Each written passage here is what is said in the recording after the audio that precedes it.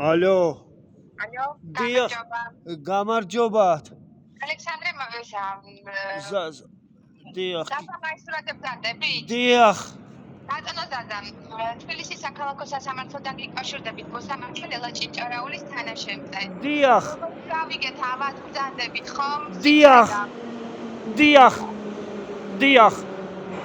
ბატონო ზაზა, 25 დეკემბერი 16 საათი არის შემდეგი სხდომის თარიღი. კარგით.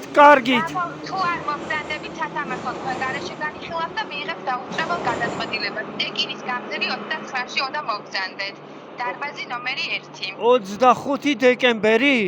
დიახ, 16 საათი, 4 საათი. კარგით, მადლობა დიდი. ბატონო ზაზა. დიახ. ბატონო ზაზა. ცნობილი არის თქვენთვის, რომ გამოუცხადებლობის შემთხვევაში დაუსწრებელ გადაწყვეტილებას მიიღებს სარჩელი დაკმაყოფილდება და აუცილებელი იქნება თქვენი გამოცხადება. დიახ. შეიძლება ადვოკატიც იყოლიეთ, რომ თუ ვინიცობა ან ისევ ავად გახდით და ვერ მოხვალთ, ადვოკატი იყოლიოთ, თქვენთვის სასურველი ადვოკატი მოძებნოთ, სასამართლოს წარმოუდგინოთ განცხადებით, ვინ იქნება თქვენი ადვოკატი. მე მგონი განცხადებაში უთითებთ 2024 წლის 17 აპრილის განცხადებაში მეოთხე პუნქტში მითითებული გყავთ თქვენთვის სასურველი ადვოკატი, ვინც შეიძლება იყოს და წარმოადგინეთ ეს ადვოკატი, ვინც თქვენთვის. დიახ, მე ვეცდები, მადლობა, დიახ.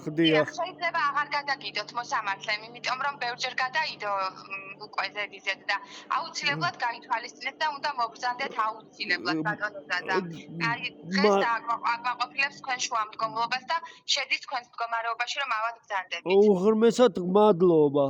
დიდი. კარგით, გამოჯამრთელდით, მალე გამოჯამრთელდით. მადლობა, ნახვამდის.